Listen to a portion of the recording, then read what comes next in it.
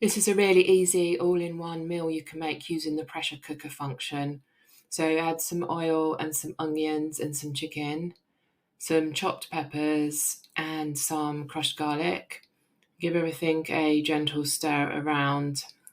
Then add some Mexican spices, some chopped tomatoes, some black beans, some sweet corn, and some jalapeno peppers. Then add some rinsed long grain white rice. Give everything a stir. Top it up with some chicken stock and stir it again. All the details are in the description below. Then close the lid and choose the high pressure and 8 minutes. It will take about 10-15 minutes to come to pressure and then it will cook. Then perform a quick release and give everything a stir around, fluff it up, and you can chop some of the chicken up or shred it. More Ninja Foodi recipes are over on Liana's Kitchen.